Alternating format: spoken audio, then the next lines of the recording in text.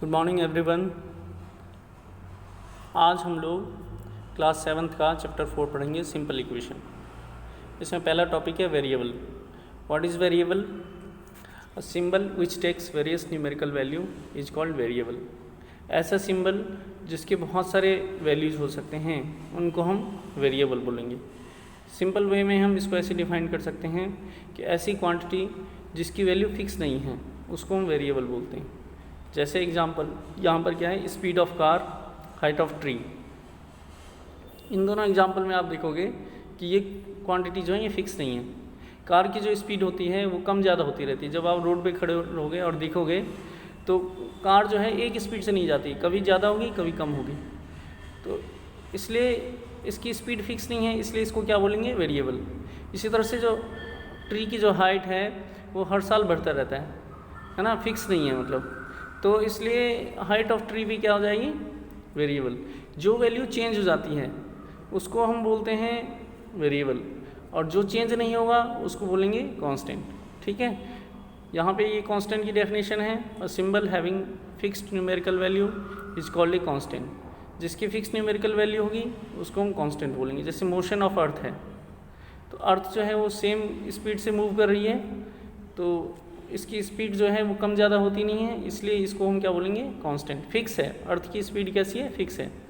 Height of temple, temple हो या कोई मकान हो या कोई भी पोल है, उसकी जो हाइट है वो फिक्स है, कम ज़्यादा नहीं हो रहा है ना, चेंज नहीं हो रहा है। मतलब जितना पहले था उतना ही आज है और आने वाले टाइम में भी उतना ही रहेगा, फिक्स रहेगा हमेशा। इसलिए इसको हम क्या बोलेंगे, कांस्टेंट। वेरिएबल और कांस्टेंट समझ आ गया आपको, बहुत ईजी है। वेरिएबल वो क्वांटिटी होती हैं जिसकी वैल्यू चेंज हो जाती हैं, कांस्टेंट वो क्वांटिटी होती है जिसकी वैल्यू चेंज नहीं होती। वेरिएबल को हम किससे डिनोट करते हैं, अल्फ़ाबेट से। It is denoted by alphabets. X y z a b c ये सब जो हैं वेरिएबल को डिनोट करते हैं। और जितने भी ये कांस्टेंट हैं ये क्या होते हैं कि नंबर्स, जितने भी नंबर हैं ये सारे कांस्टेंट हैं। 2, 4, हाफ, 0.5, √7 ये सारे कांस्टेंट कहलाते हैं। ठीक है, ये इनकी वैल्यू चेंज नहीं होती है, 2 की वैल्यू 2 ही रहेगी हमेशा।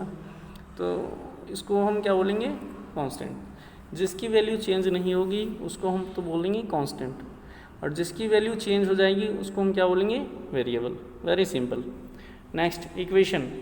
अ statement of equality which involves one or more variable is called equation. Statement of equality मतलब क्या होता है, ऐसा स्टेटमेंट जिसमें इक्वल टू साइन हो। ठीक है, ऐसा मैथमेटिकल स्टेटमेंट जिसमें इक्वल टू साइन, इक्वालिटी मतलब इक्वल टू साइन हो, और which involve one or more variable, एक या एक से ज़्यादा वेरिएबल हो। एक वेरिएबल हो सकता है और एक से ज़्यादा वेरिएबल हो सकता है। तो इस तरह के जो स्टेटमेंट होंगे उनको हम क्या बोलेंगे, इक्वेशन। इक्वेशन में दो चीज़ें आपको ध्यान रखनी है, एक तो उसमें इक्वल टू साइन होना चाहिए, और दूसरा क्या है उसमें कि कम से कम एक वेरिएबल होना चाहिए। एक वेरिएबल भी हो सकता है और एक से ज़्यादा वेरिएबल भी हो सकता है। जैसे यहाँ पे x + 5 = 7 है, इसमें इक्वल टू साइन भी है और एक वेरिएबल है x। तो ये क्या है, ये एक इक्वेशन है। और कितने वेरिएबल का इक्वेशन है, 1 वेरिएबल का। x + 5 = 7 is an equation in 1 variable. इसी तरह से यहाँ पे जो सेकंड एग्जांपल है x + y = 4, ये भी एक इक्वेशन है, बट इसमें 2 वेरिएबल है, so this is an equation in 2 variable. ठीक है, ये इक्वेशन क्यों है, क्योंकि इसमें इक्वल टू साइन है और इसमें वेरिएबल प्रेजेंट है। अगर हमें चेक करना है कि इक्वेशन है कि नहीं है, तो हम सिंपल यही देखेंगे कि उसमें इक्वल टू साइन है कि नहीं है, और सेकंड थिंग हम चेक करेंगे कि उसमें वेरिएबल है कि नहीं है। अगर वेरिएबल होगा और इक्वल टू साइन होगा तो उसको हम इक्वेशन मानेंगे। क्लियर है?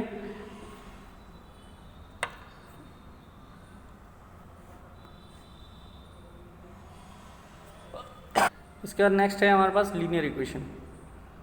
तो what is linear equation? An equation in which the highest power of the variable is 1। जो भी इक्वेशन है आपके पास गिवन, उसमें जो वेरिएबल प्रेजेंट है उसकी पावर्स चेक करेंगे।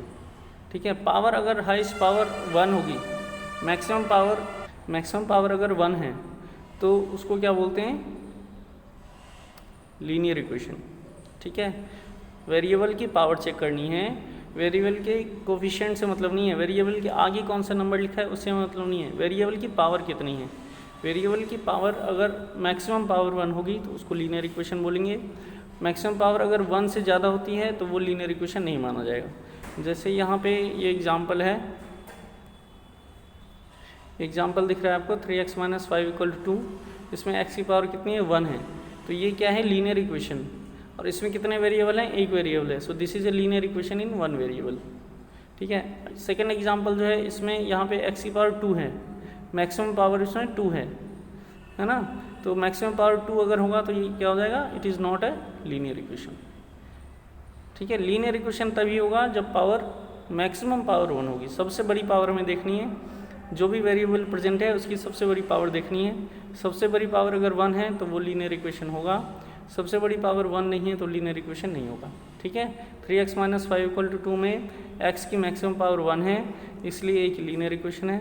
4x² - 3x + 5 = 0 में x की पावर 2 है ना, 4x² आ रहा है, x की पावर 2 है, तो ये क्या है लीनियर इक्वेशन नहीं माना जाएगा। क्लियर हो जो? ओके।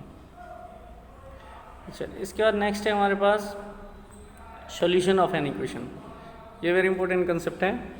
सॉल्यूशन क्या होता है, number which satisfy the equation is called solution of an equation. जो उसको सेटिस्फाई करे, सेटिस्फाई का मतलब क्या होता है कि if we replace x by that number and solve then we get left hand side equal to right hand side, है ना। x की जगह उस नंबर को रख दें और सॉल्व करें तो लेफ्ट हैंड साइड और राइट हैंड साइड दोनों सेम आ जाए, तो हम वो बोलेंगे कि वो इक्वेशन को सेटिस्फाई कर रहा है और वो उस इक्वेशन का सॉल्यूशन है। जैसे यहाँ पे x - 3 = 5 है, इसमें अगर हम x की वैल्यू 8 रख दें लेफ्ट हैंड साइड में, है ना, तो क्या आएगा, left hand side is equal to 8 - 3, x हमारा 8 है तो 8 - 3, 8 - 3 कितना आ जाएगा, 5 आ जाएगा, और राइट हैंड साइड हमारा पहले से ही 5 है, तो ये कितना आ जाएगा, left hand side equal to right hand side आ जाएगा। Therefore x = 8 is the solution of x - 3 = 5। ठीक है। x = 8 इसका सॉल्यूशन हो जाएगा। क्यों हो जाएगा सॉल्यूशन, क्योंकि ये इसको सेटिस्फाई कर रहा है। हम ये भी कह सकते हैं, we can say that x = 8 satisfy the equation. So second example है 3x = 15 - 2x है। अब मैंने x की जगह यहाँ 5 रख दिया दोनों साइड, तो लेफ्ट हैंड साइड कितना हो जाएगा, 3 × 5 15 हो जाएगा, राइट हैंड साइड कितना हो जाएगा, 15 - 2x है तो 2 × 5, 2 × 5 कितना 10, 15 - 10 5 आ जाएगा। तो यहाँ लेफ्ट हैंड साइड 15 है, राइट हैंड साइड 5 है, ये दोनों अलग अलग हैं। Since left hand side is not equal to right hand side, therefore x = 5 is not a solution, इसका सॉल्यूशन नहीं हुआ। ठीक है। जबकि अगर हम x की वैल्यू 3 रखते हैं दोनों साइड, put x = 3 on both side, then what we get, left hand side कितना हो जाएगा, 3x है तो 3 × 3 9 हो जाएगा, एंड राइट हैंड साइड कितना आ जाएगा, 15 - 2x, 15 - 2 × 3, 2 × 3 6 हो जाएगा, 15 - 6 9 आ जाएगा। लेफ्ट हैंड साइड भी 9 आ रहा है, राइट हैंड साइड भी 9 आ रहा है। Since left hand side equal to right hand side, therefore x = 3 is the solution. ठीक है। सॉल्यूशन मतलब ये होता है कि जो उसको सेटिस्फाई करे। सेटिस्फाई का मतलब ये होता है कि हम x की जगह वो वैल्यू पुट कर देंगे, वो नंबर रख देंगे और सॉल्व कर देंगे। सॉल्व करने के बाद लेफ्ट हैंड साइड में और राइट हैंड साइड में सेम आंसर आना चाहिए। लेफ्ट हैंड साइड और राइट हैंड साइड में अगर सेम आंसर आ रहा है तो वो उसका सोल्यूशन होता है, और जो उसका सोल्यूशन होता है तो हम ये भी कह सकते हैं कि वो नंबर उसको सेटिस्फाई कर रहा है। ठीक है। क्लियर है, आई थिंक समझ आ गया होगा आपको, है ना। ओके। इसके बाद इसमें नेक्स्ट कंसेप्ट है trial and error method. Next is trial and error method. ये इक्वेशन सॉल्व करने का एक मेथड होता है। In this method we substitute the different values of variable. जो भी वेरिएबल है इक्वेशन में प्रेजेंट, उसकी डिफरेंट वैल्यूज हम अपनी तरफ से रखते हैं और हमें एक नंबर फाइंड करना होता है विच सेटिस्फाई द गिवन इक्वेशन। समझ आ रहा है, सेटिस्फाई अभी बताया था मैंने। तो हम उसमें बहुत सारे नंबर रखेंगे और चेक करेंगे, जिस नंबर के लिए लेफ्ट हैंड साइड और राइट हैंड साइड इक्वल आ जाएगा वो नंबर उसका सोल्यूशन हो जाएगा। ठीक है। क्या लिखा है इसमें, we substitute the different values of variable and find a number which satisfy the equation. That is we have to find a number for which left hand side is equal to right hand side. हमें एक number find करना है जिसके लिए left hand side और right hand side equal हो जाएगा। जब तक वो नंबर नहीं आएगा तब तक हम वैल्यू पुट करते रहते हैं और चेक करते रहते हैं। ठीक है। जब वो नंबर आ जाएगा तो वही हमारा फिर सॉल्यूशन माना जाएगा। ठीक है। देखिए अब इसको कैसे करना है। यहाँ पे ये एक एग्जांपल है, solve 5p + 2 = 17 by trial and error method. बहुत ही सिंपल है। यहाँ पे लेफ्ट हैंड साइड कितना आ जाएगा, 5p + 2, राइट हैंड साइड कितना आ जाएगा, 17। ठीक है। तो इस इक्वेशन में वेरिएबल क्या है, p, और फिर यहाँ पे लेफ्ट हैंड साइड रख देंगे, यहाँ पे राइट हैंड साइड लिख देंगे। तो यहाँ पे लिखा है इज़ LHS = RHS। ये है कि नहीं है, हमें यहाँ यस और नो लिखना है। तो हम पहले p की वैल्यू 1 रखेंगे यहाँ पे। तो p की वैल्यू 1 रखेंगे तो ये कितना आ जाएगा, 5 × 1 + p, 5 × 1 = 5, 5 + 2 कितना है 7 आ जाएगा। तो लेफ्ट हैंड साइड 7 आ गया, राइट हैंड साइड कितना है 17, ये इक्वल है 9। फिर हमने 2 रखा तो 5 p की जगह हमने 2 रखेंगे तो कितना आ जाएगा 5 इंटू 2 10, 10 प्लस 2 12 आ जाएगा। राइट हैंड साइड कितना है 17, 12 और 17 ये इक्वल है 9। फिर हम यहाँ 3 रखेंगे p की जगह, तो p इंटू 3 5 इंटू 3, 5 इंटू 3 कितना हो जाएगा 15, 15 प्लस 2 कितना आएगा 17।